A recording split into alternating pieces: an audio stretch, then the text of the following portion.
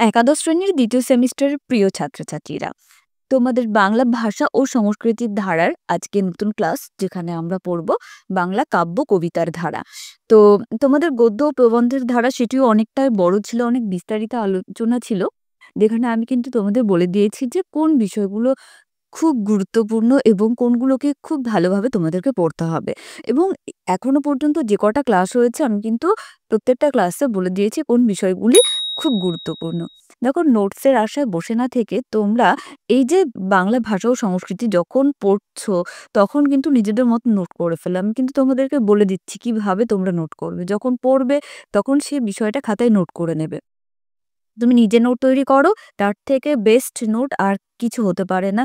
কোনো নোট বই বা কোনো স্যার ম্যামের দেওয়া নোট কিন্তু তার থেকে ভালো হতে পারে না। তোমরা যারা নোট করছো তোমরা চাইলে আমাকে পাঠাতে পারো, আমি অবশ্যই দেখে দেব। তো এই তোমাদের সেকেন্ড সেমেস্টারে অনেক ভিডিও, মানে বেশ কিছু ভিডিও আমি দিয়েছি, প্লেলিস্ট করা আছে, চেক করে নিও। যারা চ্যানেলে নতুন অবশ্যই চ্যানেলটি সাবস্ক্রাইব করে দিও, সঙ্গে থেকো। তো আমরা পড়বো আজকে কাব্য কবিতার ধারা। তো কাব্য কবিতার ধারা পড়তে যাওয়ার আগে আমরা মোটামুটি একটা টোটাল বিষয়টার উপর একটা কনসেপ্ট দেখিয়ে নেওয়ার চেষ্টা করি যে কি কি বিষয় আমাদেরকে পড়তে হবে। তো প্রথমে তোমাদের দেখো কবিগান সম্পর্কে আলোচনা করা হয়েছে। তো কবিগানটা জাস্ট আমরা একটু দেখবো। এটা থেকে হয়তো বড় প্রশ্ন থাকবে না। তো কিছু ছোট, ছোট প্রশ্ন থাকতেই পারে। যদি ভেঙে, ভেঙে প্রশ্ন করে তো সেক্ষেত্রে দেওয়ার একটা সম্ভাবনা আছে।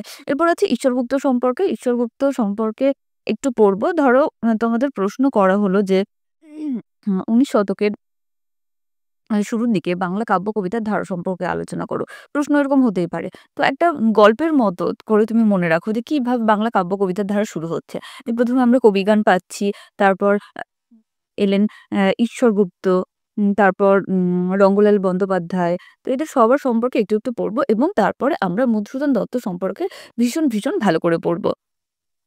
কারণ মাইকেল মধুসূদন দত্ত বাংলা সাহিত্যের জগতে বলা যায় আ এক নতুন আশীর্বাদ। কারণ তিনি বাংলা সাহিত্যে নতুন, নতুন ধারার বিভিন্ন আঙ্গিকের বিষয় তিনি কিন্তু বাংলা সাহিত্যে এনেছেন। যেমন তোমরা পত্রকাব্যের নাম শুনেছ, হয়তো শুনেছ। পত্রকাব্য তিনি এনেছেন। আচ্ছা, এছাড়া সনেট এনেছেন। আমরা তো ফার্স্ট সেমেস্টারে মধুসূদন সম্পর্কে একটু পড়েছিলাম। যাই হোক, আরো বিস্তারিতভাবে এখানে পড়ব। তো এখানে মধুসূদন দত্ত সম্পর্কে ভীষণ ভালো করে পড়ব। আচ্ছা, তারপর মধুসূদনের অনুকরণে কারা লিখলেন তাদের নাম সম্পর্কে জাস্ট একবার দেখব। এরপর বাংলা কবিতার মহাকাব্যর ধারা সম্পর্কে একটু দেখব। এরপর গীতিকবিতার ধারা, যেখানে আমরা পাচ্ছি বিহারীলাল চক্রবর্তীকে, যাকে বাংলা সাহিত্যে ভোরের পাখি বলা হচ্ছে, তার সম্পর্কে একটু দেখব। এবং তারপরে যারা লিখছেন কয়েকজনের নাম একটু দেখব।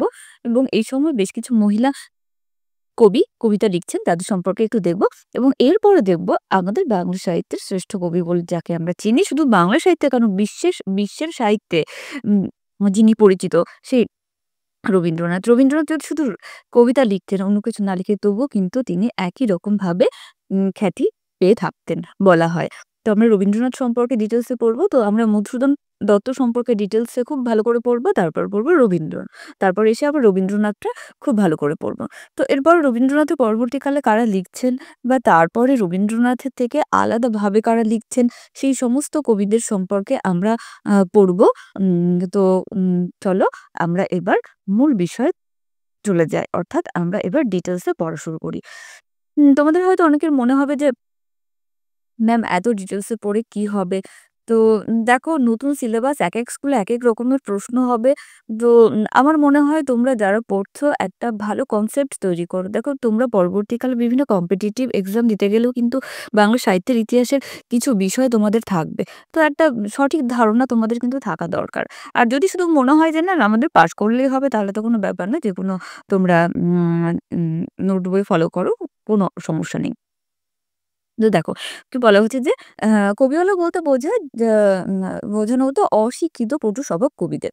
তো আমরা অনেকে কবিগান এখনো তো অনেক কিছু, কিছু ক্ষেত্রে গ্রাম বাংলায় বা বেশ কিছু মফস্বল এলাকায় কোনো পুজো বা অনুষ্ঠানে তো কবিগানের আসর বসানো হয়। তো একজন বিখ্যাত কবিয়াল এখনকার সময় যেমন অসীম সরকার, কেউ, কেউ হয়তো নাম শুনে থাকবে। তো এরা কবিয়াল। কবিয়ালা বলতে আগে বোঝানো হতো অশিক্ষিত পটু স্বভাবের কবি। এরা কিন্তু ভীষণভাবে ট্যালেন্টেড হন। মানে জায়গায় বসে কোনো একটা বিষয় নিয়ে এদেরকে গান বাজতে দেওয়া হয় এবং যেটি বেশ ইন্টারেস্টিং। তো বহু বিচিত্র ধরনের রচনাকে কবিগানের আওতায় আনা যেতে পারে। সজনীকান্ত দাশের বাংলাদেশে বিভিন্ন সময় প্রচলিত তরজা, পাঞ্চালী, খেউর, আখড়াই, হাপ আখড়াই, দাঁড়া কবিগান, বসা কবিগান, ঢপ, কীর্তন, টপ্পা, কৃষ্ণ যাত্রা, তুক্কাগীতি প্রভৃতি নানা বিচিত্র নামা বস্তুর সংমিশ্রণে কবিগান জন্মলাভ করে। মানে সজনীকান্ত দাশ এই কথাটা বলেছেন যে কিভাবে কবিগান জন্মলাভ করে। আচ্ছা, তো এই যে বিভিন্ন গানের এগুলো সংমিশ্রণ, তো এই যে নতুন, নতুন কিছু বিষয় আছে যে ঢপ কি, কীর্তন কি, টপ্পা কি? তো এই বিষয়টা আমরা পরবর্তীকালে যখন বাংলা গানের ধারা পড়ব তখন এই বিস্তারিতভাবে বিষয়টা জানব। আপাতত এগুলো না জানলেও চলবে। আচ্ছা, ঐতিহাসিকভাবে অষ্টাদশ শতাব্দীর মধ্যভাগ থেকে ঊনবিংশ শতাব্দীর শেষভাগ পর্যন্ত সময়সীমার নবাগত ইংরেজদের নবগঠিত রাজধানী কলকাতায় হঠাৎ বড়লোক, অনভিজাত ও স্থূলরুচির ধনাঢ্য মানুষের পৃষ্ঠপোষকতায় তাৎক্ষণিক আমাদের উত্তেজনার আস্বাদন কল্পে এই শিল্প মাধ্যমটির জন্ম। তো ভাষাগুলো খুব কঠিন লাগলো, তাই না? তো আমি খুব সহজভাবে বলছি যে এই অষ্টাদশ শতাব্দীর মধ্যভাগ অর্থাৎ ওই ধরো ১৭০০ পর থেকে মানে ধরো ১৭৫৭ তে তো আমাদের পলাশী যুদ্ধের মাধ্যমে আমাদের স্বাধীনতা আমরা মানে অফিসিয়ালি হারালাম। তো তারপর থেকে ঊনবিংশ শতাব্দীর শেষ ভাগ পর্যন্ত মানে ঊনবিংশ শতাব্দীর শেষ ভাগ মানে ১৮০০ শেষ দিক পর্যন্ত। এই সময় কি হয়েছিল? এই সময়সীমার মধ্যে যারা নতুন ইংরেজ এলেন, তো সেই ইংরেজদের যে আসার পরে তাদের শাসনের অধীন কলকাতায় কি হয়েছিল? হঠাৎ করে বেশ বড়লোক এবং স্থূল রুচির মানে প্রচুর টাকার কিছু মানুষজন তখন তারা কি করলেন? কিছু তাৎক্ষণিক এন্টারটেইনমেন্ট। তখন তার তো ফোন ছিল না বা কোনো সিনেমা এসবও ছিল না। তো এন্টারটেইনমেন্ট এর জন্য এই বিষয়টার তাদের এন্টারটেইনমেন্টের জন্য বিষয়টির জন্ম হয়। তো যেখানে কি হয় এই বিষয়টা কি দেখো, যেখানে সাধারণত ২ জন প্রতিদ্বন্দ্বী কবিয়াল থাকেন। মানে একদম পক্ষে বিপক্ষে এরকম বলবে এরকম। ২ জন প্রতিদ্বন্দ্বী কবিয়াল তথা গায়ক কোনো একটি বিষয় নিয়ে পূর্বে রচিত বা তাৎক্ষণিকভাবে পদ রচনা করে চাপান উত্তর নামক প্রশ্নোত্তরের ঢঙে একে অপরকে পর্যুদস্ত করার চেষ্টা করে। অর্থাৎ মানে তারা একটা বিষয় নিয়ে কি করবে? পদ রচনা করবে, গানের মতো করে বলবে। এবং আ প্রশ্নোত্তর একজন কিছু বলবে, বলার পর একটা প্রশ্ন রেখে দেবে। ২য় জন সে প্রশ্নের উত্তর দেবে এবং সে তারপরে একটা প্রশ্ন আ চেলে দেবে। তারপর পরের জন আবার তার উত্তর দেবে। এইরকম হচ্ছে বিষয়। আচ্ছা, ঢোল, করতাল সহযোগে প্রতিপক্ষের গায়কেরা নিজ, নিজ দোহার দিয়ে গান পরিবেশন করতেন। কবির আসরে ভবানী বিষয় কি, কি বিষয় থাকতো দেখো? ভবানী বিষয়, সখী সংবাদ, বিরহ অংশের পর সর্বশেষে লহর বা খেউর গাইবার নিয়ম ছিল। এই খেউর অংশটি পারস্পরিক গালিগালাজ পূর্ণ হওয়ায় তৎকালীন শ্রোতৃমণ্ডলী এই অংশে আমোদ অনুভব করতেন। তো এই কবিওয়ালাদের মধ্যে কয়েকজন এই জায়গাটা মনে রাখবো আমরা যে কবিওয়ালাদের মধ্যে কয়েকজন বিখ্যাত কবিওয়ালার নাম কি?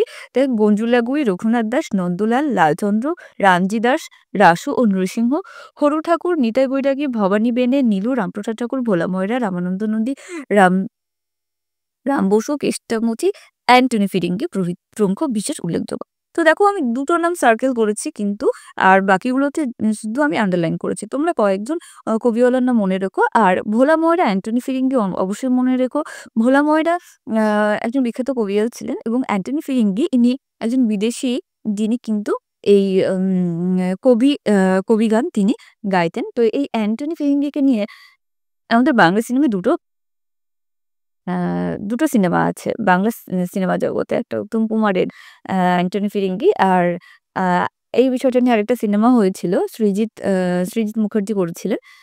সম্ভবত এখন নামটা মনে পড়ছে না আমার। আ যেখানে অ্যান্টনি ফিরিঙ্গির ক্যারেক্টারটা অনুবাদ মানে অভিনয় করেছিলেন অ্যা যিশু সেনগুপ্ত। সিনেমাটার নাম 'জাতিস্বর'। হ্যাঁ, দেখতে পারো তোমরা। আচ্ছা, মানে আমি অনেক বেশি কথা বলে থাকি। আসলে কোনো বিষয় নিয়ে কথা বলতে গেলে রিলেটেড বিষয় এসেই যায়। উম যাই হোক। তো দেখো মহারাজ নবকৃষ্ণের পৃষ্ঠপোষকতায় কুলই চন্দ্র সেন উত্তর প্রত্যুত্তরহীন শাস্ত্রীয় সঙ্গীত ঘেঁষে আখড়াই গানের প্রবর্তন করেন। আখড়াই ভেঙে তৈরি হাফ আখড়াই গানে আবার চাপানুত্তর রীতি ফিরে আসে। আঙ্গিকগত খুঁটিনাটি বিষয় ছাড়া কবিগানের সঙ্গে এর বিশেষ কোনো পার্থক্য নেই। মানে এই হাফ আখড়াইয়ের কথা বলা হচ্ছে যে এটি কি? মানে এটা অনেকটাই এই যে আখড়ার কথা বলা হচ্ছে, এটা অনেকটাই কিন্তু এই কবি গানের কাছাকাছি। এবার টপ্পা বলতে কি বলা হচ্ছে? টপ্পা গানের বিশেষ উৎকর্ষ বিধান ও পরিণতি দানে রামনীতি গুপ্ত বা নিধু বাবুর নাম অবশ্য আমরা মনে রাখবো। যে টপ্পা গানের ক্ষেত্রে আমরা কার নাম মনে রাখবো? রামনীতি গুপ্ত বা নিধু বাবুর নাম। আচ্ছা, তো টপ্পা কি? টপ্পা শব্দের অর্থ সাধারণত লাফ। আর এক অর্থে যা বোঝে সেটা হচ্ছে সংক্ষেপ। অর্থাৎ ধ্রুপদ খেয়ালের সংক্ষিপ্ততর তুলনায় লঘু সুরের গানই হচ্ছে টপ্পা। কর্ম উপলক্ষে বিহারের ছাপড়া জেলায় বসবাসের অভিজ্ঞতা ও হিন্দুস্তানি সঙ্গীত শিক্ষার তালিমকে কাজে লাগিয়ে নিধুবাবু বাংলা ভাষায় নিধুবাবু কি করেছিলেন? বাংলা ভাষায় প্রণয় আশ্রিত মানে প্রেম ঘটিত বিষয় বা প্রেমজনিত বিষয়, সৌন্দর্য পিপাসা ও দেহ বাসনা নির্ভর তপ্পা গানের প্রবর্তন করেন কে? নিধুবাবু। নিধুবাবুর পর এই বিষয়টাই তপ্পা গানে চর্চা কারা করেছেন? তো দেখব তারা হলেন শ্রীধর কথক, কালী মির্জা, বিশিষ্ট পক্ষীর দলের নেতা রূপচাঁদ পক্ষী প্রমুখ টপ্পা কথকথা শ্যামা বিষয়ক গানের এই ধারাকে অবসর করেছেন। পাঁচালীকার হিসেবে আমরা পাচ্ছি দাশরথী রায়ের নাম। আচ্ছা, ঢপ কীর্তনের প্রবর্তক হিসাবে আমরা পাচ্ছি মধুসূদন কিন্নর বা মধু গানের নাম। আচ্ছা, পাঁচালী ও কীর্তনের সংমিশ্রণে এই নতুন আঙ্গিকটির জন্ম হয়। উম ঢপ কীর্তনের কথা বলা হচ্ছে। এরপর বলা হচ্ছে যাত্রা গানের সঙ্গে পাঁচালীর সম্পর্ক রয়েছে। আচ্ছা, গোপাল উড়ে ছিলেন যাত্রার গানে অবিসংবাদী শ্রেষ্ঠ। কবিগানের আরেক রূপান্তর হচ্ছে দরজা। এখানেও কবিগানের মতো উত্তর কাটাকাটি রয়েছে। মানে কবিগানে যেমন আম ১-২ জন আ পক্ষে বিপক্ষে বলে, মানে ঝগড়া টাইপের আরকি। তবে ঝুমুরের সঙ্গে এর সম্পর্ক বেশি। গানের সঙ্গে এখানে নাচও পরিবেশিত হয় এবং ভাব, ভাষা ও রুচির পরিপ্রেক্ষিতে তা আজকের দর্শক শ্রোতার কাছে গ্রহণীয় নাও হতে পারে। তো এই হচ্ছে বিষয়। আমরা দেখলাম একদম আমাদের মানে ইংরেজরা আসার পর আ আমাদের আধুনিক যুগের সূচনা বাংলা সাহিত্যের ক্ষেত্রে আমরা দেখেছি ১৮০০ খ্রিস্টাব্দ, যেটাকে আমরা সাধারণত ফজলুল কলেজের প্রতিষ্ঠাকাল বলে মনে করি। তো সেই সময়কালে আমাদের কাব্য কবিতার ক্ষেত্রে আমরা ১ম এ পেলাম কবিগান। তো সেখানে আমরা কবিগান পেলাম, ঢপ পেলাম, তারপর টপ্পা, তারপর খেউর ইত্যাদি বিষয়কে পেলাম। আচ্ছা, এরপর আমরা পাচ্ছি কাকে? ঈশ্বর গুপ্তকে। তো কি বলা হচ্ছে? দেখো, আমরা ঈশ্বর গুপ্তের নাম আরেকটা বিষয় পেয়েছি আমরা আধুনিক সাহিত্যের ইতিহাস পড়তে গিয়ে এবং একটি বিশেষ পত্রিকা, সাময়িক পত্র পড়তে গিয়ে পড়েছি। তোমরা অবশ্যই কমেন্ট করো যে ঈশ্বরগুপ্ত কোন সাময়িক পত্র সম্পাদনা করতেন? আচ্ছা, নতুন আর পুরোনো যুগের কবিতার মধ্যে সেতুর মতো হলেন ঈশ্বরগুপ্ত। যে এতদিনের যে কবিতা ছিল, আমাদের মধ্যযুগের সাহিত্য পুরোটাই ছিল কবিতার আকারে লেখা। তো এই আধুনিক যুগের আর মধ্যযুগের মধ্যে সেতুর মতো কাজ করলেন ঈশ্বরগুপ্ত। দেবতা আর পুরাণ থেকে সরে এসে সমকালীন মানে এতদিন তো যা কবিতা লেখা হতো সবই লেখা হতো আ দেবতা, পুরাণ বা ধর্মীয় বিষয় নিয়ে। তো এবার দেখা গেল যে সমকালীন জীবনের ছবি দেখা গেল ঈশ্বরগুপ্তের কবিতায়। তিনিই ১ম করলেন এই বিষয়টা। হয়তো সামরিকভাবে জীবনের ছবি সেগুলি নয়, কিন্তু প্রাত্যহিক জীবনের সঙ্গে জড়িত। যেমন ষড়ঋতু সৌন্দর্য থেকে আনারস, ইংরেজি নববর্ষ, নারকেল, পিঠেপুলি, তোপসে মাছ ইত্যাদি নানা বিষয় নিয়ে তিনি কিন্তু কবিতা লিখলেন। কিন্তু শুধু জীবনের এই খুঁটিতে ছবি নয়, বিদেশি রাজশক্তি এবং বিদেশি মনোভাবাপন্ন বাঙালিদের তিনি বিদ্রূপ করেছেন। প্রকাশ করেছেন স্বদেশ ও মাতৃভাষার প্রতি আন্তরিক মমত্ব। পাশাপাশি অবশ্য রক্ষণশীলতার কারণে স্ত্রী শিক্ষার বিষয়কে তিনি মেনে নিতে পারেননি। অর্থাৎ তিনি নতুন বিষয় নিয়ে এলেও তার মন মানসিকতা কিছুটা যেন ঠিক পুরোনো দিনের। কারণ তিনি স্ত্রী শিক্ষার মতো বিষয়কে কিন্তু তিনি মানতে পারেননি। তিনি চাইতেন না যে মেয়েরা পড়াশোনা শিখুক, বাইরে আসুক। আসলে যুগসন্ধির এক ব্যক্তিত্বের মতোই পুরোনো মানসিকতা, অলংকার, উপমা ও ব্যবহারের দিক থেকে তিনি মুখ ফেরাতে পারেননি। অন্যদিকে তিনি আবার বিষয়বস্তু, শব্দ ব্যবহার এবং কবিতায় সাংবাদিক সুলভ ভঙ্গিতে নতুন যুগের আগমন বার্তা ঘোষণা করেছেন। অর্থাৎ পুরোনো আর নতুন এই ২ এর মেলবন্ধন তার মধ্যে হয়েছিল। এইজন্য তাকে বলা হচ্ছে যে তিনি পুরোনো যুগের সঙ্গে নতুন যুগের মধ্যে সেতু বন্ধনের মতো কাজ করলেন, সেতুর মতো কাজ করলেন। আচ্ছা, তো ঈশ্বরগুপ্ত সম্পর্কে আমরা একটু দেখব। তো গল্পের মতো করে মনে রেখো এই বিষয়গুলো। আচ্ছা, বলা হচ্ছে দেখো ঈশ্বরগুপ্তের প্রায় সমসাময়িক ইংরেজি শিক্ষায় শিক্ষিত কয়েকজন বাঙালি ইংরেজিতে কবিতা লিখতে থাকেন। তো এই ধারার ১ম গণ্য কবি ডিরোজিও এরা উম আ বাং ইংরেজিতে কবিতা লিখতেন। ডিরোজিও যদিও বংশগতভাবে তিনি পর্তুগিজ, ধর্মের দিক থেকে নবযুগের জিজ্ঞাসু আর ইয়ং বেঙ্গলের মন্ত্রগুরু। তিনি ভারতকে মাই কান্ট্রি বা স্বদেশ আমার বলে সম্বোধন করেছেন। এ পথের পথিকদের মধ্যে মানে এই যে ইংরেজি ভাষায় কবিতা যারা লিখলেন তাদের মধ্যে রয়েছেন কালীপ্রসাদ ঘোষ, রাজনারায়ণ দত্ত আর তরু দত্ত এবং সংযুক্ত রূপাখ্যান নিয়ে মাইকেল মধুসূদন দত্তের ক্যাপটিভ লেডি উল্লেখযোগ্য। এরা সবাই লিখলেন ইংরেজি ভাষায় কবিতা। আচ্ছা, এরপর বলা হচ্ছে রঙ্গলাল বন্দ্যোপাধ্যায় সম্পর্কে যে ইংরেজি কবিতা লেখার পাশাপাশি বাঙালিরা তো ইংরেজি কবিতা লিখছেন আমরা দেখলাম। তো এর পাশাপাশি বাংলা কবিতার ক্ষেত্রে ঈশ্বরগুপ্ত এবং তারপর রঙ্গলাল বন্দ্যোপাধ্যায়ের কথা বলতেই হয় যে আমরা ঈশ্বরগুপ্তের পরে রঙ্গলাল বন্দ্যোপাধ্যায়ের কথা বলবো অবশ্যই, যিনি বাংলা ভাষায় কবিতা লিখেছেন। কারণ বাংলা কবিতার যৌবনে মধুসূদনের ভূমিকার আগে রঙ্গলালের হাতেই তার কৈশোর মোক্ষণ। অর্থাৎ বাংলা কবিতার যেমন শৈশব ছিল ঈশ্বরগুপ্তের হাতে, তারপর যেন কৈশোর আসলো রঙ্গলালের হাত ধরে। তিনি ১ম যুগে ঈশ্বরগুপ্তের শিষ্যত্ব গ্রহণ করে সংবাদ প্রভাকরে কাব্যচর্চা করেন। বাংলা সাহিত্যে তিনি স্মরণীয় ১৯ শতকীয় আখ্যান কাব্যের ধারার প্রবর্তক হিসেবে। এই যে আখ্যান কাব্যের ধারার প্রবর্তক রঙ্গলাল বন্দ্যোপাধ্যায়। আখ্যান কাব্য কি? আখ্যান কাব্যে কি থাকে? একটা বিশেষ কাহিনী থাকে।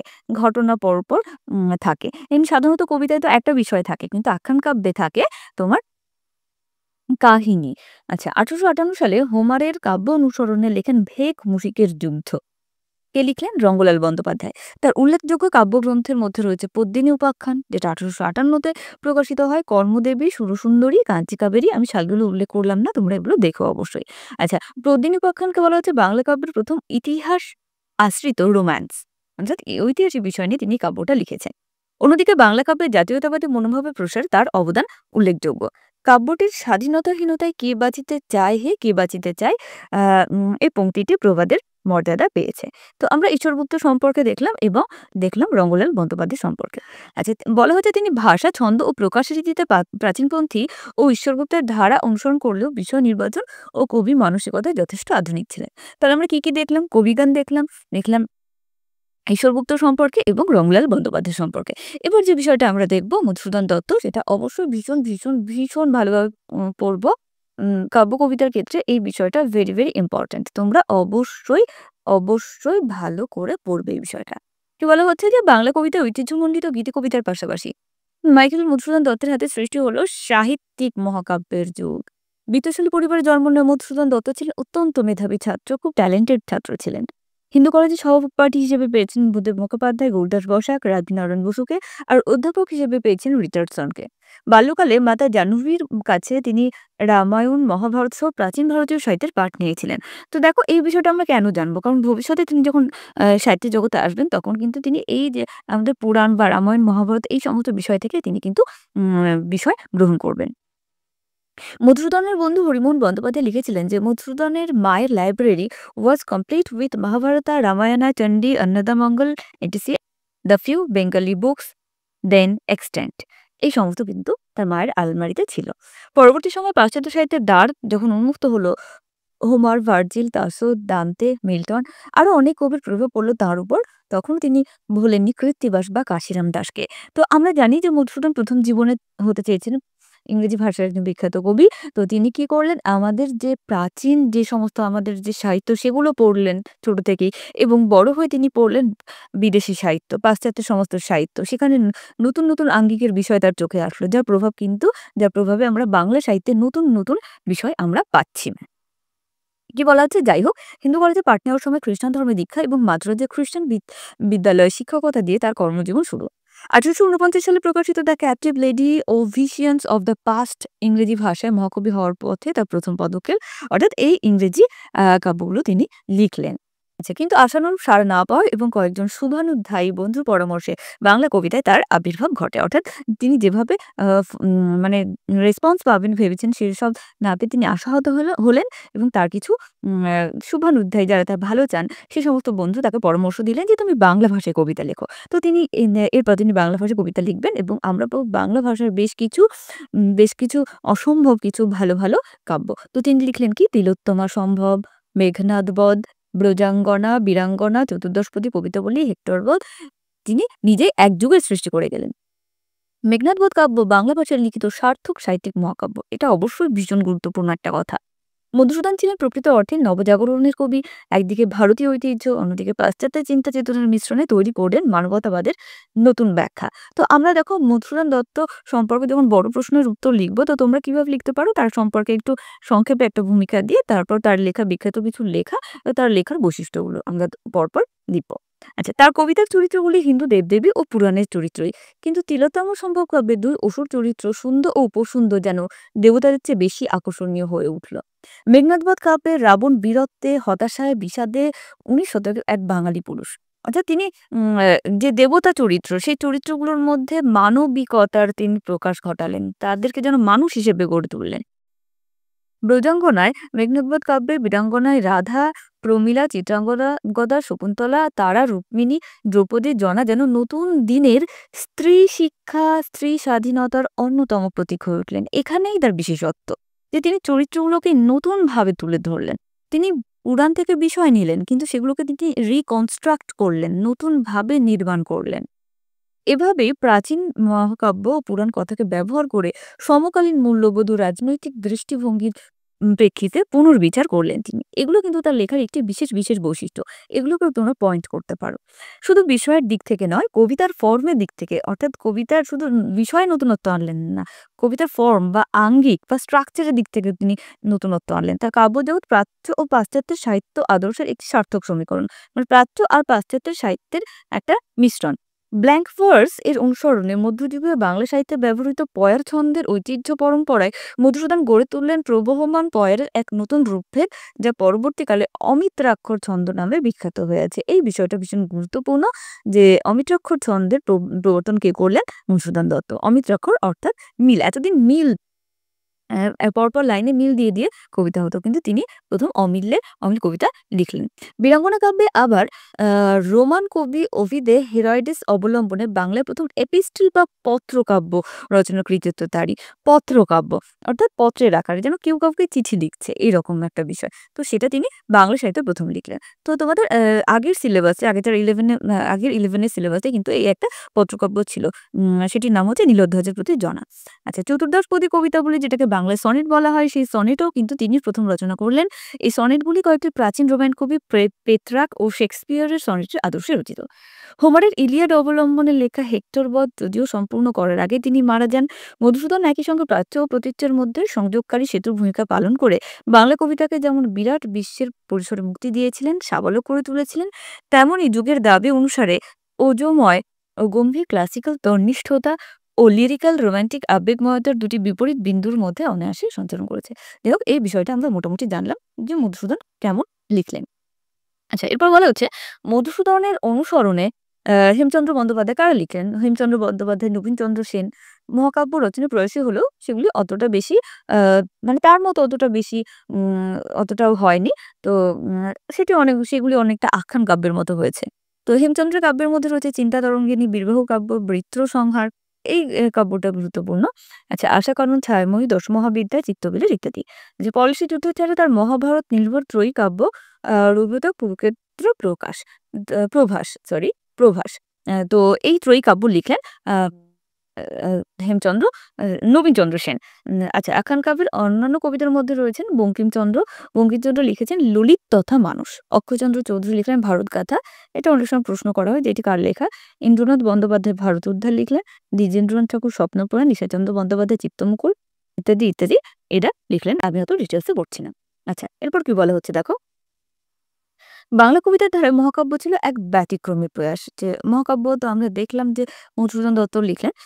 এক ব্যক্তির অসামান্য প্রতিভা বলে নিঃসঙ্গ দ্বীপের মতো রচিত হয়েছিল সাহিত্যিক মহাকাব্য। যদিও সে মহাকাব্যের ধ্রুপদী বয়নের মাঝে উঁকি দিয়ে গেছে গীতিকবিতা, যে এর মধ্যে একটা গীতিকবিতার প্রভাব ছিল।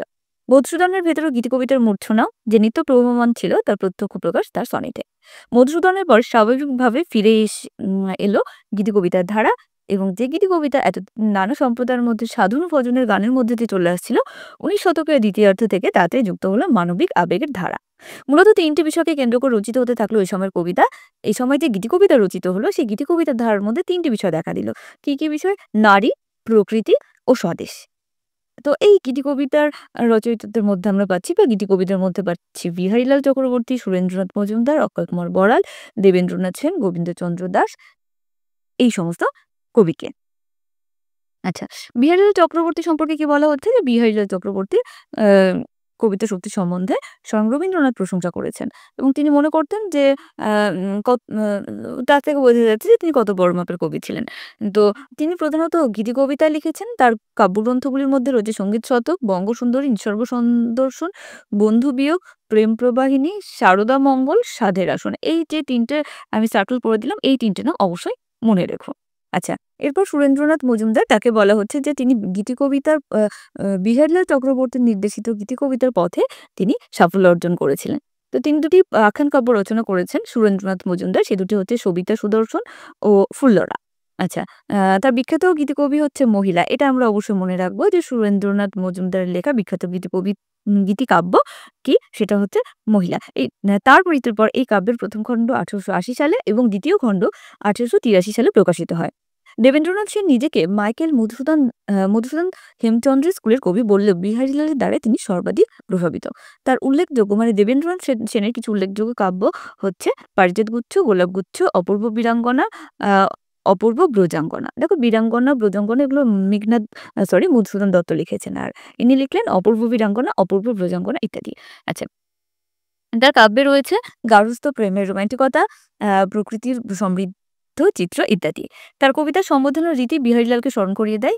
সভা কবি বলা হয় গোবিন্দচন্দ্র দাশকে। তার উল্লেখযোগ্য কিছু কাব্যগ্রন্থ প্রসূন, প্রেম ও ফুল, কুমকুম, কস্তুরী, চন্দন, ফুলরেণু, বৈজয়ন্তী ইত্যাদি। আচ্ছা, ভোগবাদী কবি হিসেবে চিহ্নিত হলেও এই গোবিন্দচন্দ্র সেনকে সভাকবি বা ভোগবাদী কবিও বলা হচ্ছে। আচ্ছা, প্রেম বৈচিত্র্যের কবি, দেহ ভোগবাদী কবি হলেও তার কাব্যে সদস্যন দেখা দিয়েছে। আচ্ছা, প্রেম বৈচিত্র্যের কবি বলা হচ্ছে অক্ষয় কুমার বড়ালকে। এই অক্ষয় কুমার বড়ালের উল্লেখযোগ্য কাব্যগ্রন্থ হচ্ছে প্রদীপ, কনকাঞ্জলি, ভুল, শঙ্খ, এষা। বিহারীলাল চক্রের মতো কল্পনাভিসার অক্ষয় কুমারের কবিতায় থাকলেও তাতে অতীন্দ্রতা নেই। স্ত্রীর মৃত্যুকে কেন্দ্র করে রচিত তার এষা, এই এষা কাব্যগ্রন্থের নাম আমরা অবশ্যই মনে রাখবো। এষার কথা, যে তার স্ত্রীর মৃত্যুতে তিনি লিখলেন, এটি বাংলা ভাষার অন্যতম শ্রেষ্ঠ শোক কাব্য, অর্থাৎ একজনের মৃত্যুতে লেখা। ভাবে উচ্ছ্বাসের চেয়ে তার কবিতায় ভাষার সংযম বিশেষভাবে লক্ষণীয়। মূলত গদ্য সাহিত্যের লেখক হলো রবীন্দ্র অগ্রজ দ্বিজেন্দ্রনাথ ঠাকুর। তার স্বপ্নপ্রয়াণ কে লিখেছেন? দ্বিজেন্দ্রনাথ ঠাকুর। তার গীতিকাব্যের জন্য কবিতা ক্ষেত্রে স্মরণীয় হয়ে আছেন। এই কাব্যটি রোমান্টিক রহস্যময়, ভাবের প্রাচুর্য, রচনার বিচিত্রতায় অনবদ্য। এটি স্পেন্সারের ফেয়ারি কুইনের আদর্শে রচিত এই স্বপ্নপ্রয়াণ কাব্যটি। ঈশ্বরগুপ্তের সময় থেকে কয়েকজন মহিলা কবি বাংলায় কিন্তু বিচ্ছিন্নভাবে তারা কবিতা লিখছিলেন, সেই সময় লিখছিলেন। যদিও সেগুলো কাব্যগুণ কতটা আছে তার বিচার করার আগে আমরা দেখব কারা লিখলেন। তো ঊনবিংশ শতাব্দীর মহিলা গীতিকবিদের মধ্যে আমরা পাচ্ছি গিরীন্দ্রমোহিনী দাসী, কামিনী রায়, মানকুমারী বসু, স্বর্ণকুমারী দেবী, নগেন্দ্রবালা মুস্তাফি সরস্বতী, প্রমীলা নাগ, ষোড়শীবালা দেবী, জ্ঞানেন্দ্রমোহিনী দত্ত প্রমুখের নাম আমরা পাবো। ইংরেজি শিক্ষার বিস্তার ও নারী শিক্ষার প্রসারের পটভূমিতে বিভিন্ন সামাজিক আন্দোলনের প্রেক্ষিতে এদের সাহিত্য সাধনা বাংলার সামাজিক ইতিহাসের ক্ষেত্রে স্মরণীয় হয়ে আছে। তো এর মধ্যে কয়েকজন সম্পর্কে আমরা পড়বো। ধরো তোমাদের দিল যে 19 শতকের নারী কবি বা যে সমস্ত মহিলা কবি কাব্য চর্চা করেছেন তাদের সম্পর্কে আলোচনা করো। তো তোমরা তার জন্য একটা উত্তর তৈরি করে রেখো খুব সংক্ষেপে। আচ্ছা, গিরীন্দ্রমোহিনী দাসীর উল্লেখযোগ্য কাব্যগ্রন্থগুলি হলো কবিতাহার, ভারত কুসুম, অশ্রুকণা, আভাস, শিক্ষা অর্ঘ্য ইত্যাদি। তার কাব্যে গ্রাম্য প্রকৃতির বর্ণনা ও পুনর্সাধিক্য লক্ষ্য করা যায়। কামিনীর আরেকজন কবি কামিনী রায়ের উল্লেখযোগ্য কাব্যগ্রন্থগুলি হলো আলো ও ছায়া, নির্মাল্য, মাল্য ও নির্মাল্য, অশোকটঙ্গী, দ্বীপ ও ধ্রুব, জীবনপথে। শোকমূলক কবিতায় তাঁর প্রতিভার পরিচয় উজ্জ্বলতর হয়ে প্রকাশ পেয়েছে। রবীন্দ্রনাথের অগ্রজা স্বর্ণকুমারী দেবী, তিনি সাহিত্য চর্চায় বিহারীলাল চক্রবর্তী, অক্ষয়চন্দ্র চৌধুরীর প্রভাব তার উপর পড়েছিল। আচ্ছা, নারী জীবনের অভিজ্ঞতা ও প্রেম উচ্ছ্বাসকে তিনি কবিতার বিষয় করে তুলেছিলেন। এই স্বর্ণকুমারী দেবীর কাব্যগ্রন্থগুলি হলো গাঁথা, কবিতা ও গান। সমকালীন গীতিকবিদের প্রত্যক্ষ প্রভাব থাকলেও তার ব্যক্তিত্বের স্পর্শে কবিতাগুলি উজ্জ্বল করে তুলেছে। আচ্ছা, এরপরে আমরা পড়ব আরেকটি গুরুত্বপূর্ণ প্রশ্ন বা বিষয়, সেটি হচ্ছে রবীন্দ্রনাথ, কবি হিসেবে রবীন্দ্রনাথ। তো কি বলা হচ্ছে দেখো, নবজাতক কাব্যের ভূমিকায় রবীন্দ্রনাথ লিখেছিলেন যে আমার কাব্যের ঋতু পরিবর্তন ঘটেছে বারে বারে, প্রায়শই সেটা ঘটে নিজের অলক্ষ্যে। কালে কালে ফুলের ফসল বদল হয়ে থাকে, তখন মৌমাছির মধু যোগান নতুন পথ নেয়। কাব্যে এই যে হাওয়া বদল থেকে সৃষ্টি বদল, এ তো স্বাভাবিক। এমনই স্বাভাবিক যে এর কাজ হতে থাকে অন্য মনে।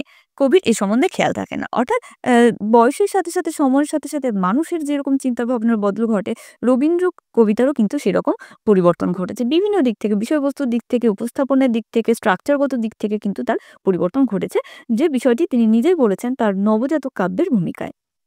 আচ্ছা, কাব্যের এই ঋতুবদলের কথা স্মরণে রেখে রবীন্দ্রনাথের কাব্যগুলিকে বিশ্লেষণ করলে দেখা যায় গদ্য কাব্য এবং ছন্দবদ্ধ কাব্য উভয় ক্ষেত্রেই তিনি কিন্তু স্বচ্ছন্দ বিচরণ করেছেন।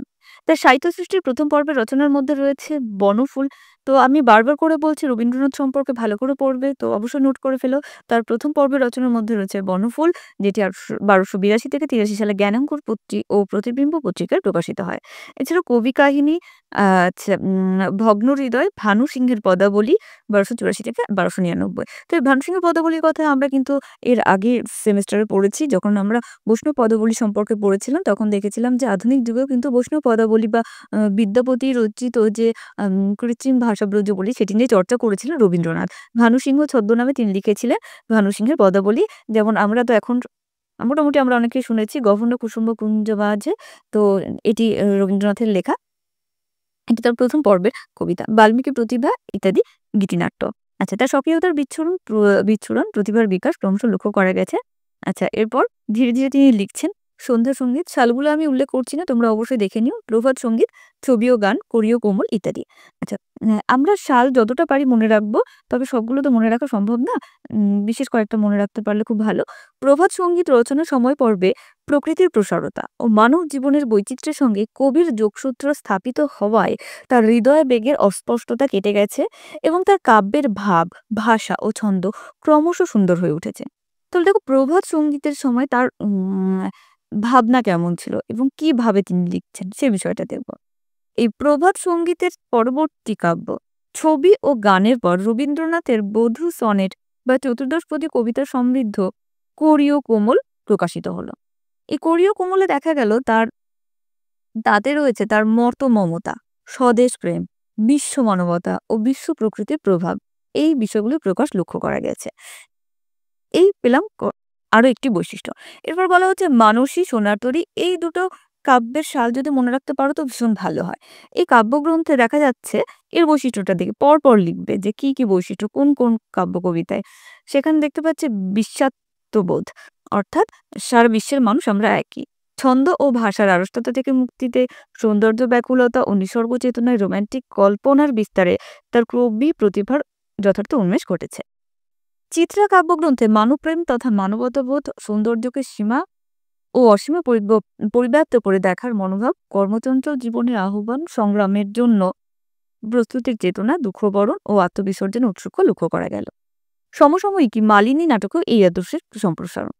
আচ্ছা, চিত্রার পরবর্তী আমরা পেলাম চৈতালি, যে কাব্যগ্রন্থে প্রাচীন ভারতের ধ্যান গম্ভীর, দেখো কিভাবে ভাবনার বা বিষয়ের পরিবর্তন ঘটেছে। এই চৈতালিতে আমরা কি দেখতে পাচ্ছি? দেখতে পাচ্ছি প্রাচীন ভারতের ধ্যান গম্ভীর শান্ত আদর্শে কবি উদ্বুদ্ধ। এছাড়া এই কাব্যে সুখ দুঃখ, মহত্ব, কর্তব্যনিষ্ঠার পরিচয় পাওয়া গেল। কল্পনা কাব্যেও একই রকম বিষয় পেলাম। এখানে অতীতমুখী কবিমন প্রাচীন ভারতের সৌন্দর্য স্মৃতিতে বিভোর। প্রায় একই সময়ে রচিত তার অন্য কাব্যগ্রন্থগুলি হলো কথা ও কাহিনী, খনিকা। পৌরাণিক, ঐতিহাসিক, লৌকিক আখ্যায়িকা থেকে গৃহীত বিষয় নিয়ে লেখা কবিতা ও নাট্য কবিতা স্থান পেয়েছে কথা, কাহিনী ও খনিকায়। সমাজ ও শবদ ধর্মের উপর মনুষ্য ধর্মের জয় ঘোষণার পাশাপাশি ত্যাগ যে কত মহনীয় হতে পারে তা কাব্যগুলিতে প্রকাশিত হয়েছে। কণিকা কাব্যগ্রন্থে আবেগ উচ্ছলতা সংযত হয়ে সাধারণ জীবনের চারপাশের ভাগ থেকে রূপক বেছে নিয়ে নীতিনির্ভর দার্শনিকতা প্রধান অজস্র কবিতা রচিত হয়েছে। খনিকার কবিতাগুলি গীতি কবিতার অসামান্য নিদর্শন। এই খনিকাতে তাহলে আমরা কি পেলাম? গীতি কবিতা। নবেদ্য কাব্যগ্রন্থে ঈশ্বরের প্রতি শান্ত সমাহিত ঐকান্তিক অনুরাগের ছবি ধরা পড়েছে। তেমনি সব রকম সংস্কারমুক্ত সত্য ধর্ম উপলব্ধির প্রকাশ ঘটেছে। স্বদেশকেও সেই সত্য সাধনার মন্ত্রে দীক্ষিত করতে চেয়েছেন তিনি। এই কাব্যে ভগবানের কাছে তার ও দেশবাসীর জন্য কবির পূর্ণ মনুষ্যত্বের প্রার্থনা তার ব্রহ্ম তর্দাশ্রম তজির মধ্যে দিয়ে রূপায়িত হয়েছে। আচ্ছা, এরপর স্ত্রী বিয়োগের পটভূমিতে তার জীবনে প্রচুর মৃত্যু তিনি দেখেছেন। অকাল মৃত্যু, তার স্ত্রী সন্তানের মৃত্যু তিনি দেখেছেন। তো ত্রিবিয়োগ পটভূমিতে রচিত সরল, যে কাব্যে মৃত্যু রহস্য সম্বন্ধীয় বেশ কিছু কবিতা স্থান পেয়েছে। শিশুমনের খেয়ালি কল্পনা ও রহস্য উপলব্ধির প্রকাশ ঘটেছে শিশু কাব্যগ্রন্থে। অসীমের সঙ্গে মিলিত হওয়ার ব্যাকুলতার প্রকাশ উৎসর্গ কবিতায়। খেয়া কাব্যগ্রন্থে রয়েছে ব্যক্তিগত জীবনের সুখ দুঃখের মধ্যে থেকে জীবনের পূর্ণতার অনুধ্যান ভগবত ভক্তির অনুভূতি মণ্ডিত হয়ে প্রকাশ পেয়েছে। এ কাব্যে আধ্যাত্মিক উপলব্ধি ও বিচিত্র বর্ণ সুষময় উদ্ভাসিত, তারই পরিণতি পাচ্ছে আমরা কি গীতাঞ্জলি, গীতিমাল্য ও গীতালিতে, যেখানে একটা ঈশ্বরের প্রতি একটা আবেদন বা একটা আধ্যাত্মিক উপলব্ধি সেখানে রয়েছে। সেখানে রয়েছে ভগবত প্রেম, এখানে আরো স্নিগ্ধ হয়েছে গভীর তত্ত্বপ্রধান ও অপরূপ সৌন্দর্য প্রকাশিত হয়েছে। কবির ভগবত বিশ্বাস এখানে বৈষ্ণব, বাউল সহজিয়া, সুফি মরমিয়াদের অনুরূপ। তা যেন মানবপ্রেমেরই বিস্তৃত প্রকাশ, যে প্রেমে ঈশ্বরও তার বন্ধুর রূপ পরিগ্রহ করে। গীতাঞ্জলির মাধ্যমে আধুনিক পাশ্চাত্য দেশগুলি ভারতীয় আধ্যাত্মবোধ, ঈশ্বর উপলব্ধির সঙ্গে পরিচিত হলো। এই গীতাঞ্জলির জন্য তিনি নোবেল পেলেন আমরা জানি, যার ইংরেজি অনুবাদ হয়েছিল। তার মাধ্যমে কিন্তু ভারতের অধ্যাত্মবাদ বা ঈশ্বর উপলব্ধির সঙ্গে সারা বিশ্ব পরিচিত হলো। সংস্কার মুক্তি ও গতির বাণী নিয়ে এসে বলাকা কাব্যগ্রন্থ রবীন্দ্র কাব্যের দিক পরিবর্তনকে সূচিত করেছে। বলাকা, পূরবী, মহুয়ার কবিতাগুলিতে রবীন্দ্রনাথ গদ্য ও পদ্য ছন্দের পরীক্ষা নিরীক্ষা করেছেন। এটা আরেকটা বিশেষত্ব, দেখো গদ্য ছন্দ নিয়ে পরীক্ষা নিরীক্ষা শুরু করলেন শেষের দিকে তিনি। বলাকা পরবর্তী পলাতকা কাব্যগ্রন্থে সাধারণ মানুষের সুখ দুঃখের কাহিনী নির্ভর বাস্তব ধর্মী কবিতা স্থান পেয়েছে। এতদিন একরকমের ভাবনা হলো, এবার তিনি কি করলেন? সাধারণ মানুষের জীবন নির্ভর সুখ দুঃখের কাহিনী তিনি তুলে ধরতে থাকলেন। শিশু ভোলানাথ কাব্যে ধ্বনিত হয়েছে গতিবাদের সুর। পুরবীতে যেখানে কবি আত্মসমীক্ষায় নিমগ্ন, বনবাণী কাব্যে বিশ্ব প্রকৃতির সঙ্গে কবির পরিচিতির বিস্ময়বোধ ও বিশ্ব সৌন্দর্য দর্শন জড়িত আনন্দের প্রকাশে তন্ময়। মহুয়াতে সেই তিনি আবার প্রেমের বিচিত্র প্রকাশ ও নারী বন্ধনের মুখর। পরিশেষের কবিতাগুলি বিবাহ নামকরণ, এখানে বিবাহ নামকরণ ইত্যাদি বিষয় নিয়ে রচিত। গদ্য ছন্দ সৃষ্টি ও পরীক্ষার পর্বে তার পুনশ্চ শেষ সপ্তক, পত্রপুট, শ্যামলী ইত্যাদি কাব্যগ্রন্থ উল্লেখযোগ্য। জীবনের প্রান্তসীমায় এসে তিনি লিখলেন শেষ সপ্তক, প্রান্তিক, সিঁদুতি, নবজাতক, সানাই, রূপসজ্জার আরোগ্য, জন্মদিনে ইত্যাদি। অষ্টাদশ অক্ষর অমিত্র ছন্দে বিন্যস্ত ক্ষুদ্র কাব্য প্রান্তিক, যেখানে অপার রহস্যময়তার প্রতি কবির অভিযাত্রা এবং যুদ্ধবিরোধী কবির অপরূপ বৈরাগ্যের ছবি কিন্তু ধরা পড়েছে। সেঁজুতি কাব্যগ্রন্থে সংস্কার মুক্তির কথায়, আকাশ প্রদীপে কৈশোর স্মৃতির রোমন্থনে, নবজাতকে আত্মঘাতী সভ্যতার বীভৎসতার প্রতি ধিক্কার কবি মুখর। তাঁর জীবিতকালে প্রকাশিত শেষ কাব্যগ্রন্থ জন্মদিনে কবি জীবনের সার্থকতাকে কৃতজ্ঞ চিত্তে পরম শ্রদ্ধায় স্মরণ করেছেন। তো তোমরা রবীন্দ্রনাথটা ভালো করে পড়বে। আসলে তোমাদের এত কম নম্বর রয়েছে এখানে, আর এত ডিটেলসে দেওয়া হয়েছে। সেই যেরকমভাবে তোমাদেরকে দেওয়া হয়েছে সেই হিসেবে সিলেবাসটা একটু কমাতে হতো, বা প্রশ্নের প্যাটার্ন পাল্টাতে হতো। যাই হোক, পড়তে তো হবেই।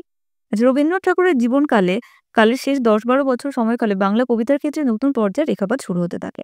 তো এই সময় মানে বলা হচ্ছে যে রবীন্দ্রনাথের উজ্জ্বল উপস্থিতির ফলে গুরুদেবের কাব্যকলা মারাত্মক রূপে প্রতারক। অর্থাৎ তার কাব্যকলার মধ্যে, কবিতার মধ্যে এমন একটা বিষয় ছিল যে সেটার একটা মায়া ছিল। সেই মায়াতে পড়ে যারা সে সময় তার কাব্য পড়ছেন তারা তার মতো করে লিখছেন, নতুন আর কিছু লিখছেন না।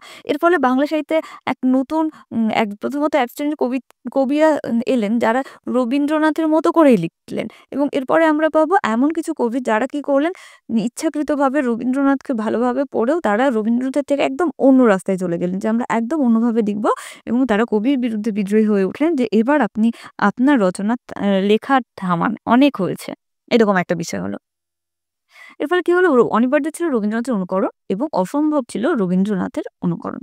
ফলে করুণানিধান, কিরণধন, যতীন্দ্রমোহনের মতো অনেক কবি বহু সুপাঠ্য ও উপভোগ্য কবিতা লিখেও বিস্মিত হয়ে গেলেন। মানে যেহেতু রবীন্দ্রনাথের মতো তারা লিখলেন, তারা খুব সুন্দর কবিতা লিখেও তারা যেহেতু রবীন্দ্র বলের মধ্যে একটা বিষয়ের মধ্যে একটা গণ্ডির মধ্যে চলে এলেন, তাই কিন্তু তারা অতটা স্মরণীয় হয়ে থাকলেন না। মানে একটা জিনিস চলে এলে একই রকম, সেটি যখন নতুন আসে তখন মানুষ সেটাকে পছন্দ করে। তারপর যদি নতুনত্ব আসে তারপর সেটাকে পছন্দ করে মানুষ। যেমন ধরো উম আ উম ফোনের দিক থেকে, অ্যাপের দিক থেকে, বা যদি নতুন একটা বিষয় আসে, সেই বিষয়টা খুব যেটা বলে ভাইরাল হওয়া। তো ১ম যিনি হন তাকে সবাই মনে রাখে। তারপর যারা একইভাবে ভাইরাল হতে চায় তারা কিন্তু আর ভাইরাল হতে পারে না। তখন আবার অন্য বিষয় দিয়ে ভাইরাল হতে হয়। সেরকম বিষয়। অন্যদিকে রবীন্দ্রনাথ থেকে ভিন্নতর হওয়ার একটা চেষ্টা শুরু হলো। নিজের কথাটা নিজের মতো করে বলব, এই ইচ্ছাটা প্রবল হয়ে উঠছিল সেদিন। আর তার জন্য তখনকার মতো রবীন্দ্রনাথকে দূরে রাখতে হলো। নতুন কবিদের সমস্যাটাই হলো সাবলকত্ব অর্জনের সমস্যা। নিজস্ব কাব্যভাষা তৈরি করে নেওয়াই হলো চ্যালেঞ্জ। আচ্ছা, এই এর ফলে আবার কিন্তু আমরা নতুন অ্যাকসেন্ট কবি পেলাম। আচ্ছা, ১ম পর্যায়ে আমরা পাচ্ছি সত্যেন্দ্রনাথ দত্ত, মতিলাল মজুমদার, যতীন্দ্রনাথ সেনগুপ্ত ও নজরুল ইসলামের হাতে শুরু হয়েছিল রবীন্দ্র বলের অতিক্রমের প্রয়াস। অর্থাৎ তারা নতুন করে কিছু সৃষ্টি করবেন। তো সত্যেন্দ্রনাথ দত্তের ১ম দিকে ৩ টি কাব্যগ্রন্থ হচ্ছে সবিতা, সন্ধিক্ষণ, হোমশিক্ষার পর ফুলের ফসল, কুহু ও কেকা আর তুলির লিখন। এখানে এসে সত্যেন্দ্রনাথকে স্বকীয় ও বিশিষ্ট রীতিতে আমরা পেলাম। ধ্বনিচিত্রের একাত্মতা, স্নিগ্ধ মাধুর্যের স্বাদ, রূপরঙের সঙ্গে ছন্দের, আমরা জানি সত্যেন্দ্র দত্তকে ছন্দের জাদুকর বলা হয়। তো ছন্দের ক্ষেত্রেও তিনি কিন্তু নতুন একটা আঙ্গিক নির্মাণ করলেন, যেটা অরাবন্ধিক, অর্থাৎ রবীন্দ্রনাথ থেকে আলাদা।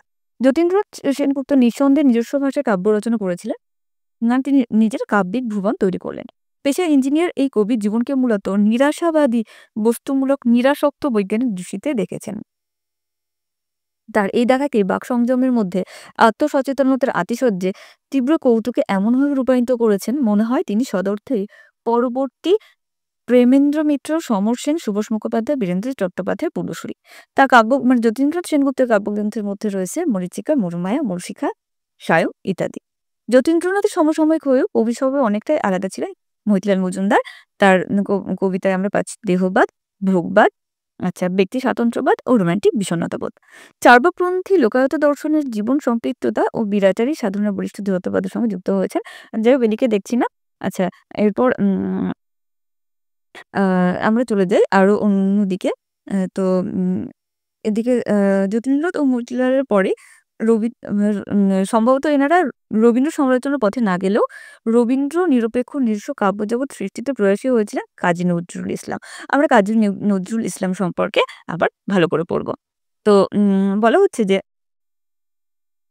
অনন্য উম আম নাগরিক শিক্ষিত মধ্যবিত্ত কবিদের তুলনায় তার জীবন ও প্রতিবেশ এতটা আলাদা ছিল যে সমসময়ের সাহিত্য ধারা এমনকি রবীন্দ্রনাথের প্রভাবও তাকে সেভাবে স্পর্শ করতে পারেনি।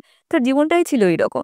যে ছোটবেলা থেকে তিনি অভাব দেখেছেন, তাকে লড়াই করে বাঁচতে হয়েছে, তাকে বিভিন্নভাবে ধর্মীয় দিক থেকেও তাকে বিভিন্নভাবে উম অত্যাচারিত হতে হয়েছে। তো তার প্রভাব কিন্তু তার কবিতায় পড়েছিল। শৈশবের লেটু গানের দলে প্রবেশের সুবাদে কবিতা শক্তির উন্মেষ, বাড়ি ছেড়ে বিভিন্ন স্থানে ভাগ্য অন্বেষণ, অসমাপ্ত পড়াশোনা, সেনাবাহিনীতে যোগদান তাকে যে বিচিত্র বিস্তৃত উম অভিজ্ঞতা ও ভূ-দর্শনের সুযোগ করে দিয়েছিল। নিজস্ব কবিত্ব প্রতিভা বলে তাকেই তিনি সাহিত্যের রূপ দিয়েছেন। কলকাতায় ফেরার পর সাম্যবাদী রাজনীতিতে অংশগ্রহণ এবং ইংরেজ বিরোধিতা তার কবিতার গতিপ্রকৃতি নির্দিষ্ট করে। সমসাময়িকতা তার জীবনের তার এই সময়ের অধিকাংশ কবিতার প্রাণ হলেও সেখানে তার স্বাধীনতাকামী, মানবতাবাদী, রাজনীতি সচেতন অথচ রোমান্টিক কবি মনেরই প্রকাশ ঘটেছে। আসলে নজরুলের কবিতায় বিদ্রোহ বীর্যের যে হুঙ্কারটা কবি মনের রোমান্টিকতারই প্রকাশ। সে রোমান্টিক মন ক্রিয়াশীল থাকে যখন নজরুল লেখেন প্রেমের আর প্রকৃতির কবিতাগুলি। প্রচন্ড আবেগ ও উচ্ছ্বাস রয়ে গেছে তার কবিতাতে। রাজনৈতিক চেতনা রয়েছে, বিদ্রোহের দীপ্তি রয়েছে, হিন্দু মুসলমান ভ্রাতৃত্বের কথা, সাম্যবাদ, কৃষক শ্রমিকের প্রতি সমর্থন এবং শোষকের বিরুদ্ধে তার কবিতাগুলি মানুষের মুখোমুখি ফিরতে থাকে। তো আমরা নজরুল সম্পর্কে খুব ভালো করে পড়বো। নজরুল এবার যেহেতু ১২৫ বছর হচ্ছে, তো তোমরা এটা অবশ্যই নজরুল সম্পর্কে অবশ্যই ভালো করে পড়ো। বিদ্রোহী, ফরিয়াদ, সাম্যবাদী, অন্ধস্বদেশ, কান্ডারি হুঁশিয়ার, কুলি মজুর নজরুলের জনপ্রিয়তম কবিতা। অন্যদিকে গানের আড়াল, বাতায়ন পাশে, গুবাক তরুর শাড়ি, আমি গাই তারি গান কবিতায় প্রেম ও প্রকৃতির অদ্ভুত মনোরম সমাবেশ হয়েছে। আবার এই চিরবিদ্রোহী মানুষের অন্তরে ভক্তির অনবদ্য প্রকাশ আমরা দেখতে পাই। তিনি শ্যামসঙ্গীত লিখেছেন ইসলামী গান, আগমনী বিজয়ের গান, গজল, মারিফতি, মুর্শিদি, ঠুমরি, ভাটিয়াল বাংলার প্রায় সব রকম গান তিনি লিখেছেন ও সুরে বেঁধেছেন। সেখানেও মানুষের কথা, প্রেমের কথা, প্রকৃতির কথা রয়েছে। অগ্নিবীণা, দোলন চাঁপা, বিষের বাঁশি, ভাঙার গান, ছায়ানট, ফণী মনসা ইত্যাদি তার উল্লেখযোগ্য কাব্যগ্রন্থ। সুতরাং আমরা মধুসূদন, রবীন্দ্রনাথ এবং তার সাথে নজরুলও খুব ভালো করে পড়ব। যতীন্দ্রনাথের মরুভূমির মতো বাস্তব পৃথিবী, মৈতলালের ধ্রুপদী দেহবাদ, সত্যেন্দ্রনাথ দত্তের সৌন্দর্য ও ছন্দের ধ্বনিমাধুর্য, আর নজরুলের চড়া গলার পরে এরপর এই যে একটা বলা যায় আমরা যেমন গাছ লাগানোর আগে মাটি তৈরি করি, ঠিক যেন বাংলা কাব্য কবিতার ধারার ক্ষেত্রে এভাবে যেন একটা লেয়ার তৈরি হলো। যে যতীন্দ্রনাথ যেখানে তার লেখার মধ্যে দেখা গেল মরুভূমির মতো বাস্তব পৃথিবী। এই বাস্তব পৃথিবীটা মরুভূমির মতো। এবং মোহিতলালের লেখার মধ্যে দেখা গেল দেহবাদ। সত্যেন্দ্রনাথ দত্তের লেখার মধ্যে ছন্দের ধ্বনি মাধুর্য আর নজরুলের যে বিদ্রোহী সত্তা যার ফলে বলা হচ্ছে যে চড়া গলা। তারপরে বাংলা কবিতায় দেখা দিল সংহতি, বুদ্ধিঘটিত ঘনতা, বিষয় এবং শব্দ চয়নে ব্রাত্য ধর্ম, গদ্য পদ্যের মিলন সাধনের সংকেত। তো এই যে বিষয়গুলো দেখা গেল জীবনানন্দ দাশ, সুধীন্দ্রনাথ দত্ত, অমিয় চক্রবর্তী, বিষ্ণু দে আর বুদ্ধদেব বসু তারা বাংলা কবিতার ক্ষেত্রে আধুনিকতাকে সম্প্রসারিত করেছিলেন। তো প্রাথমিক পর্বের প্রথম ৪ জনের ক্ষেত্রে দুর্বোধ্যতার অভিযোগ ছিল। এদের কবিতা যেন দুর্বোধ, বোঝা যায় না এইরকম বিষয়।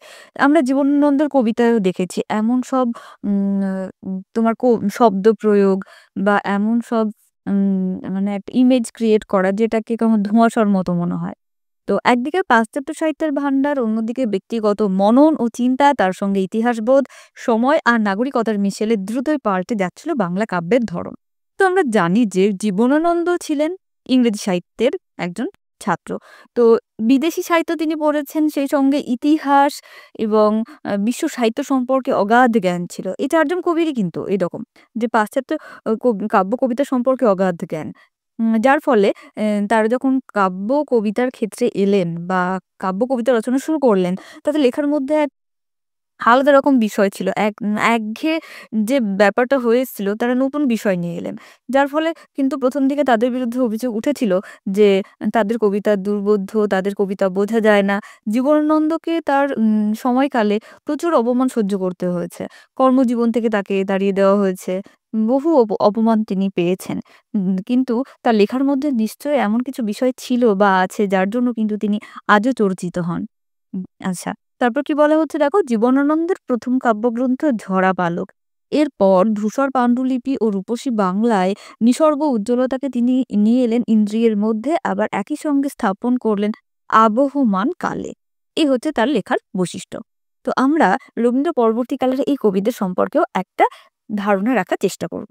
এবং দেখা গেল যে তিনি কি করলেন, জীবনানন্দ খাঁটি বাংলা ভাষায় দেশজ শব্দে এমন এক ঈষৎ বিষাদ মিশ্রিত মৃত্যু চেতনা সম্পন্ন দৃশ্যপট তৈরি করতে থাকলেন, যা পাঠককে আচ্ছন্ন করে দেয়। মানে বাংলা ভাষার দেশজ শব্দ এবং একটা মৃত্যু চেতনা তার মধ্যে দেখা গেল। যেমন তার কবিতা বিশেষ করে যেমন ধরো আম কাকের কথা, বকের কথা, চিলের কথা, কাঁঠাল গাছের কথা, বটের কথা, যে কথাগুলো সাধারণত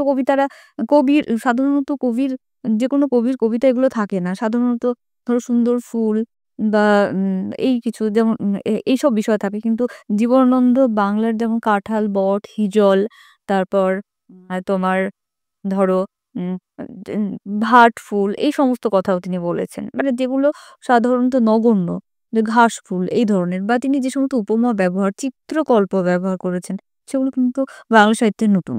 আচ্ছা, এসবের সঙ্গে অতীতকাল ও ভবিষ্যৎকে যুক্ত করলেন বর্তমানের সঙ্গে। প্রসারিত করলেন সময় চেতনার বলয়কে বনলতা সেন কাব্যগ্রন্থে। মানে কখনো তিনি অতীতে চলে যাচ্ছেন, কখনো ভবিষ্যৎ, কখনো তিনি বর্তমানে চলে আসছেন, এইরকম বিষয়।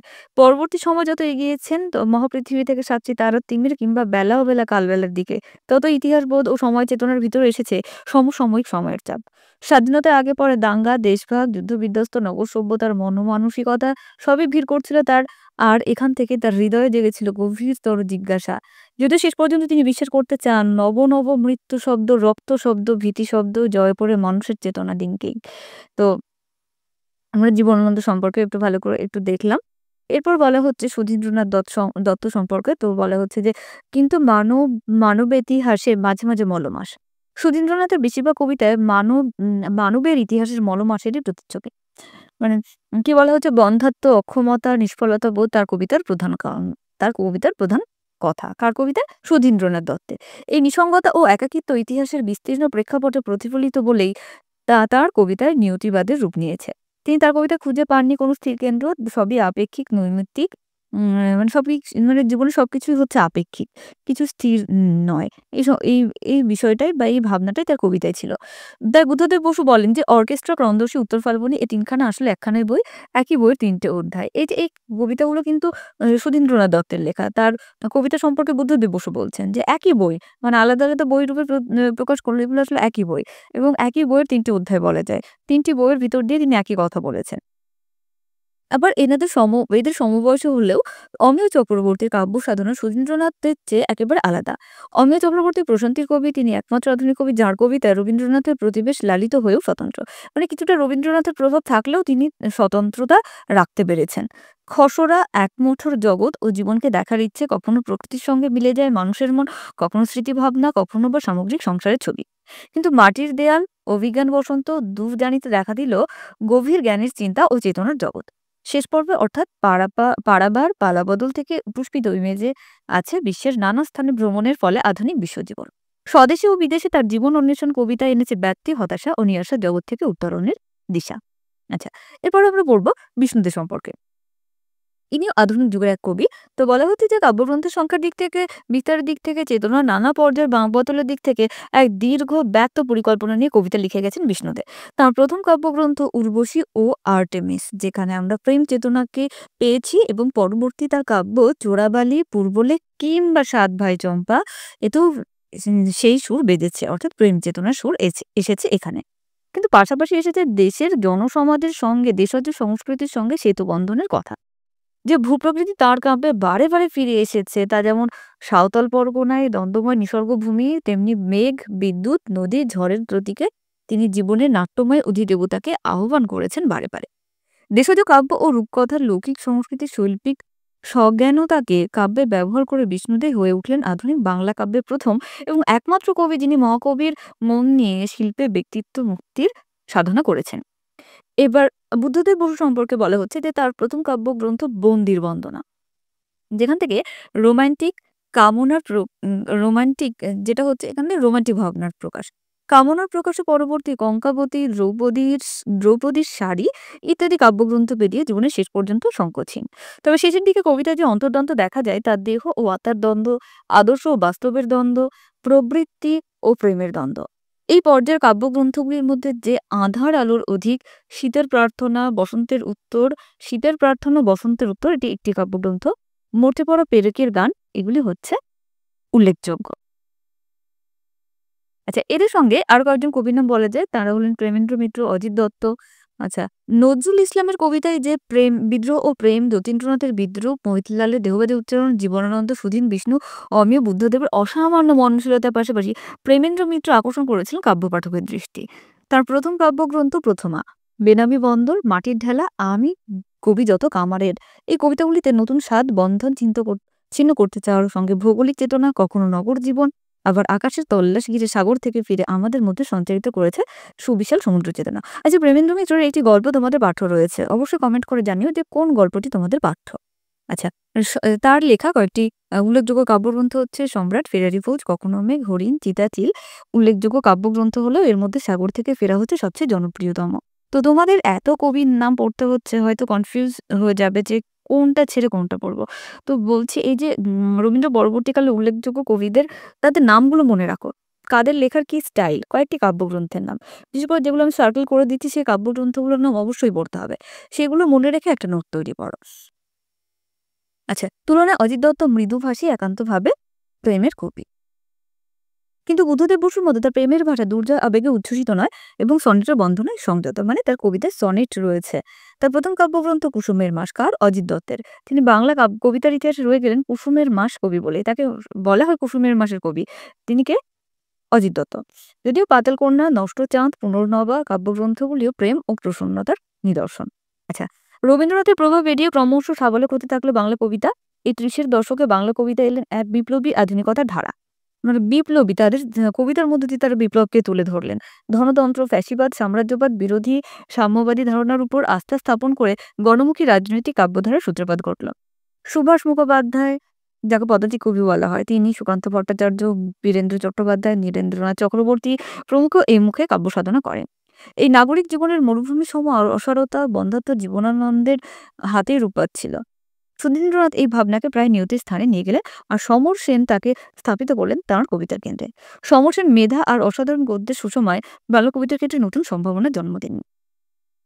কিন্তু তিনিও থেমে গেলেন কিছুদিনের মধ্যে। কিন্তু এই স্বল্প সময়ে সমর সেন যে স্বল্প সময়ে লিখলেন, তার মধ্যেই কিন্তু তিনি তার বিশিষ্টতা তিনি চিহ্ন রেখে দিয়ে গেছেন। ম্লান হয়ে এলো রুমালে ইভনিং ইন প্যারিসের গন্ধ, হে শহর, হে ধূসর শহর, কালীঘাট ব্রিজের উপর কখনো কি শুনতে পাও লম্পটের পদধ্বনি, কালের যাত্রাধ্বনি শুনিতে কি পাও, হে শহর, হে ধূসর শহর। সুভাষ মুখোপাধ্যায়কে পদাতিক কবি বলা হয়। তো পদাতিক কাব্যগ্রন্থে তিনি বলেছেন, প্রিয় ফুল খেলবার দিন না অদ্য। আচ্ছা, ছন্দের তৎপরতায়, স্লোগানে, মানে তিনি যেহেতু রাজনৈতিক বিষয়ের সাথে বা রাজনীতির সঙ্গে যুক্ত ছিলেন, তো তার কবিতায় এই যে প্রতিবাদ, বিদ্রোহী সত্তা, সেটা কিন্তু জেগে উঠেছে। যে রাজনৈতিক জীবনযাপনের পাশাপাশি তিনি কবিতা লিখে চলেছিলেন। রাজনৈতিক পরিস্থিতি পাল্টাতে শুরু করলে তার জীবনেও এমনকি তার দীর্ঘজীবন যাদের সঙ্গে লড়াই করেছিলেন, সেই সহযোদ্ধাদের নিধন স্খলনও শেষ পর্যন্ত তার চির প্রতিবাদী চেতনার হাত থেকে রেহাই পেল না। মনীন্দ্র রায়, মঙ্গলাচরণ চট্টোপাধ্যায়, যতীন্দ্র মৈত্র, দীনেশ দাস, রাম বসু, এরাও সকলে কিন্তু এই মতবাদে আস্থা রেখেছেন। আচ্ছা, এই ৩০-এর মননশীলতা, অর্থাৎ ১৯৩০ সাল নাগাদ ৪৮-এর সমাজ বিবেক মিশে গেছে শঙ্কর ঘোষের কবিতায়। ব্যক্তিগত অনুভব আর প্রখর বিবেক নিয়ে শিল্প প্রগল্ভতা বা রাজনৈতিক প্রগল্ভতা থেকে দূরে সারিয়ে দূরে দাঁড়িয়ে মিত ভাষায় তিনি দৃঢ়স্বর কবিতা লিখলেন। আচ্ছা, পৃথিবীর নিহত রহস্যের সন্ধানে ঐতিহ্যের প্রতি শ্রদ্ধাপরায়ণ। তাহলে কি? পৃথিবীর নিহিত রহস্যের সন্ধানে ঐতিহ্যের প্রতি শ্রদ্ধাপরায়ণ লৌকিক ধর্মকে আধুনিক কাব্য ভাষায় প্রকাশ করলেন কে? অলোক রঞ্জন দাশগুপ্ত। কবিতার ফর্ম প্রধানত ভাষা নিয়ে দীর্ঘ পরীক্ষায় রত এই আধুনিক মরমী কবি। বুদ্ধদেব বসু যে শুদ্ধ কবিতার ধারাকে নেতৃত্ব দিয়েছেন, সেই ধারাই লিখলেন অরুণ কুমার সরকার, নরেশ গুহ, বিনয় মজুমদার, সুনীল গঙ্গোপাধ্যায়, শক্তি চট্টোপাধ্যায়, উৎপল কুমার বসু। এদের মধ্যে বেশ কয়েকটা নাম তোমাদের অবশ্যই পরিচিত। আচ্ছা, নারী নিসর্গর কবিতা মিশে গেছে সুনীল গঙ্গোপাধ্যায়ের কবিতায়। অন্যদিকে নির্বেদ বিতৃষ্ণা থেকে বেরিয়ে শক্তি চট্টোপাধ্যায়ের কবিতা জীবনের ছন্দে আস্তিক্য বোধে বিধৃত, মানে ঈশ্বরের প্রতি বিশ্বাস ছিল তার। আর প্রকৃতির মগ্ন কবি আলোক সরকার আকর্ষণ বোধ করেন প্লাবিত সুন্দরতা, বিস্ময়, আনন্দের তরঙ্গিত উচ্ছলতার প্রতীক। আচ্ছা, আর আত্মার গহনে ডুব দিয়ে এক নিবিড় অভিজ্ঞতার কথা বললেন উৎপল কুমার বসু। তো এই সময় থেকেই জীবনযাপনে মিশে যাচ্ছিল কবিতার মতো এক স্বাতন্ত্র্য। আম মানে মানুষের জীবনযাত্রারও পরিবর্তন হচ্ছে। দেখো সময়ের সাথে, সাথে মানুষের জীবনের পরিবর্তন হবে, সমাজের পরিবর্তন হবে। সে রাজনৈতিক, সামাজিক, অর্থনৈতিক যাই বলো না কেন, তার পরিবর্তন কিন্তু সাহিত্যেও পড়বে। তো আমরা যদি সাহিত্যের ইতিহাস সেরকমভাবে পড়ি সেটা আমরা নিশ্চয়ই বুঝতে পারব। আচ্ছা, বহুমুখিত প্রকাশ আশ্রয় পাচ্ছিল একের পর এক প্রকাশিত ছোট, ছোট পত্রিকায়। আধুনিক বাংলা কবিতার ক্ষেত্রে পত্রিকাগুলির ভূমিকা অপরিসীম। বেশ কিছু কবিতা পত্রিকায় প্রকাশিত হচ্ছিল, এখনো হচ্ছে। মানে তারা একটা লেখক গোষ্ঠী একটা কবি গোষ্ঠী গড়ে তুলছেন। মানে তারা একই ধরনের লেখা লিখতেন। প্রকৃতপক্ষে যা ছিল পরীক্ষা-নিরীক্ষা, ফর্মের ভাঙাগড়া, বক্তব্যের সাহসী প্রকাশ সবই ধারণ করে আছে কলকাতার আর এই রাজ্যের জেলাগুলি থেকে প্রকাশিত অসংখ্য ছোট পত্রিকা। তো কবিতা, গল্প, উপন্যাসের ক্ষেত্রেও কিন্তু এর নতুনত্বর ক্ষেত্রে এবং বাংলা কবিতার বিশ্বায়নের ক্ষেত্রে খুব বড় ঋণ রয়ে গেল এদের কাছে, এই পত্রিকার কাছে। তো আমরা কাব্য কবিতাটা আ সম্পূর্ণ আ সম্পূর্ণটা একটা ক্লাসে করলাম। তো এরপরে আমাদেরকে আ পড়তে হবে নাটক, যেটা একটা ক্লাসে করা সম্ভব না। উপন্যাস, ছোট গল্প এটাও একটা ক্লাসে করা সম্ভব না। অনেক বিস্তারিতভাবে তোমাদেরকে পড়তে হচ্ছে ৫ নম্বরের জন্য। কিন্তু পড়াটা একটু কষ্ট করে হলেও এরকমভাবেই পড়তে হবে। আর একেকটা স্কুলে একেক রকম প্রশ্ন হবে এই সেমেস্টারেও। তো বলা বড় মুশকিল বা যে সাজেশন দেওয়া বড় মুশকিল যে তবে কোনটি গুরুত্বপূর্ণ, কোনটা ভালো করে পড়তে হবে সেটা তো আমি প্রত্যেকটা ক্লাসেই বলি, এটাতেও বলেছি। তোমরা অবশ্যই সেভাবে পড়ো। তো ভিডিওটা যদি ভালো লাগে তাহলে অবশ্যই লাইক, শেয়ার করতে ভুলো না। আর অবশ্যই কমেন্ট করতে ভুলো না। তোমরা অনেকেই আমার ভিডিও পছন্দ করছো, কমেন্ট করছো, বেশ ভালো লাগছে। সত্যি বলতে কি আ নিজের পড়াশোনা বা সমস্ত কাজের মধ্যেও এই ভিডিওগুলো করি তোমাদের কমেন্টের জন্য। ১ম এ শখ করে করলেও এখন তোমাদের কমেন্টের জন্য মনে হয় যেন আমার দায়িত্বটা অনেকটা বেড়ে গেছে যে আমাকে এটা শেষ করতে হবে। তো যাই হোক, ভিডিওটা দেখার জন্য অসংখ্য ধন্যবাদ। যারা চ্যানেলটি এখনো সাবস্ক্রাইব করোনি অবশ্যই করে দিও। আর বিবেক, তুমি বলেছিলে যে টেলিগ্রামে তোমাদেরকে নোটস প্রোভাইড করতে।